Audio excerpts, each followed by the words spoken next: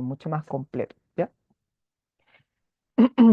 Bueno, primero es importante saber que desde que el ser tiene conciencia de las estrellas en el cielo, del alimento que cae de los árboles o que se encuentra en la tierra, desde el sacrificio de los animales para consumo humano, desde esos tiempos el hombre, el Homo sapiens, ha estado en relación con la magia, ¿bien? Y es importante mencionar que la religión es una fuente importante desde donde emana la técnica mágica.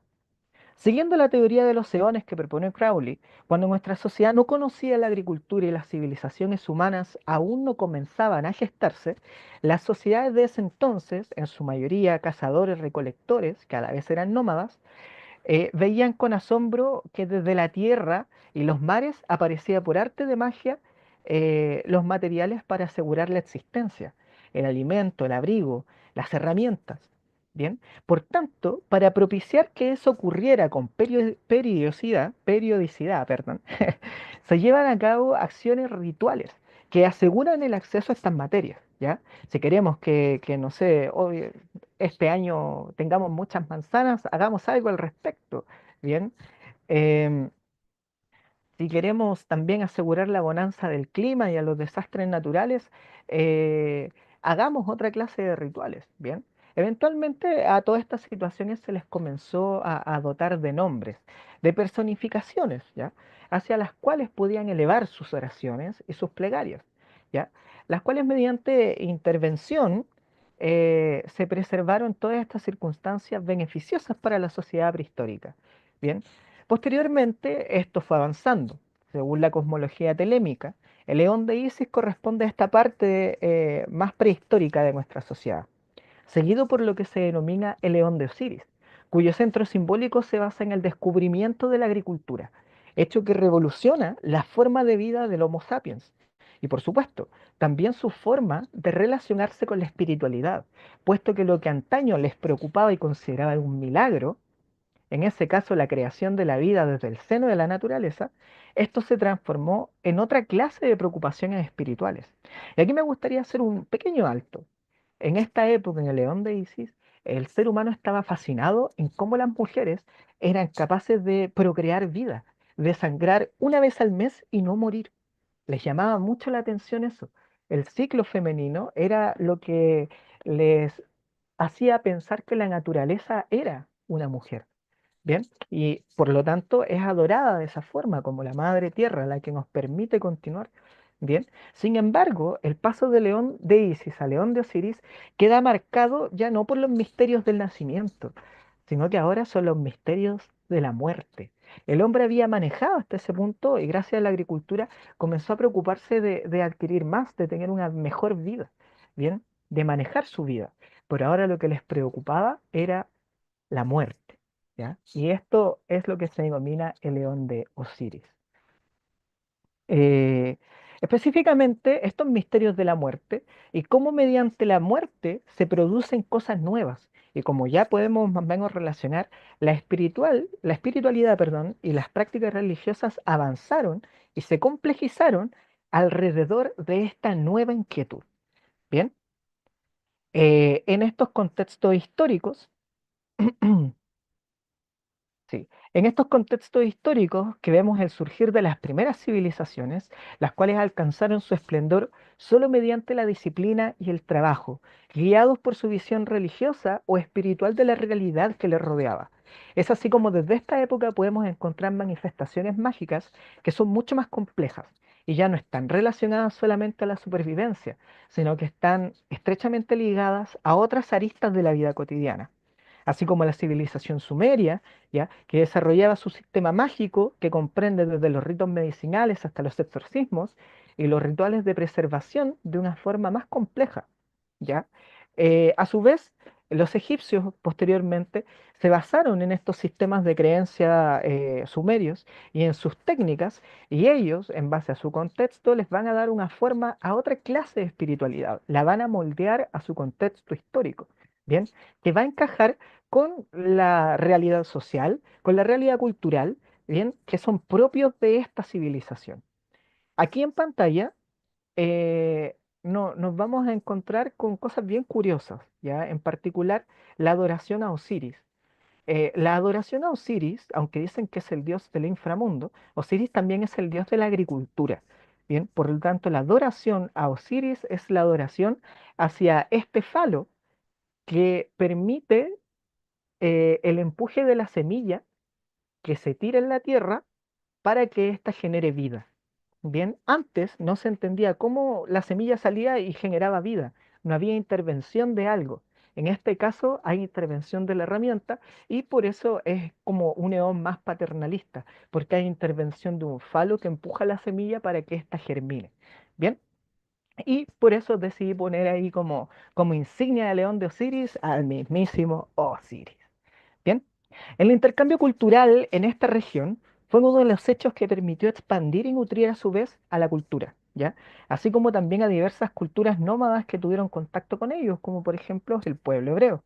Bien, sabemos por causa de la historia que uno de los intercambios más importantes de información intercultural fue el intercambio de Grecia con Egipto. Bien, pues fue el punto de partida en donde Oriente se reunía con los sistemas de creencia de Occidente. Aunque como bien digo, este fue solo el punto de partida, porque así como los griegos bebieron de este conocimiento egipcio, los romanos también hicieron lo suyo, adaptando muchas de las costumbres y hasta incluso de las deidades griegas, así como también adoptando otros aspectos, los que a su vez provienen del intercambio directo con Egipto. Bien, y bueno, así con la caída del Imperio Romano a Occidente, se abre paso a otro capítulo en la historia, la Edad Media, la cual estuvo profundamente marcada por la cuestión espiritual, ya por el surgir del monoteísmo, así como también por la institucionalización religiosa, la que no solo estructuró la espiritualidad, sino que la terminó alejando del común de las personas. Y aquí es donde podemos comenzar a hablar con más fuerza, como les comentaba hace un rato atrás, del esoterismo y del exoterismo. El primero, el esoterismo, reservado exclusivamente para las castas sacerdotales, y el segundo, el exoterismo, con X, el exoterismo, diseñado para el vulgo. ¿Ya? Es así como en respuesta a este secretismo que en mayor o menor medida era el método de control de masas de ese entonces, aparecen diversas corrientes del pensamiento.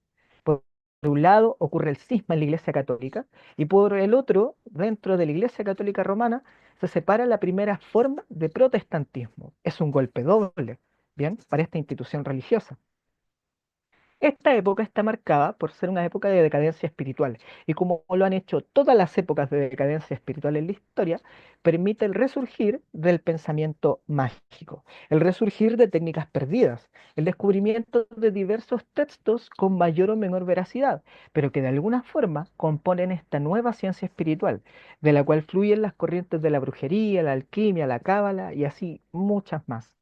Es entonces cuando podemos ya no solo hablar de una sociedad que se mueve en una dirección espiritual determinada, sino que comienzan a surgir los primeros autores reconocidos, los primeros botánicos, ocultistas o filósofos ocultos también. Eh, por ejemplo, para los fines que persigue este estudio, nos vamos a centrar en el primer filósofo ocultista que acuña la idea de una magia ceremonial, ¿ya? Que es este segundo, el Cornelius Agripa, ¿ya?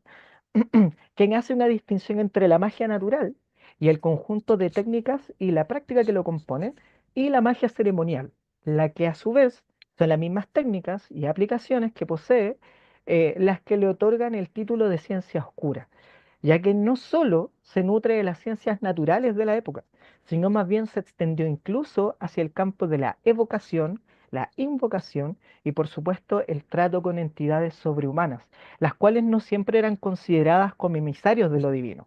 Bien, vale decir que para Cornelio la magia ceremonial era algo bastante oscuro, en contraposición a la magia natural, ¿ya?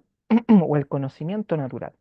Bien, conforme los pasan los siglos, personajes como Agripa, como Paracelso, como John Dee y Edward Kelly y muchos otros componen mediante sus obras y la narración de sus métodos y experiencias la base sobre la cual se instauraron muchos métodos de magia, muchos más elaborados, de alguna forma más acordes al contexto social de la época, estudios que sentarían las bases sobre las cuales nuevos personajes se elaboraron, entre ellos los más conocidos, ¿bien?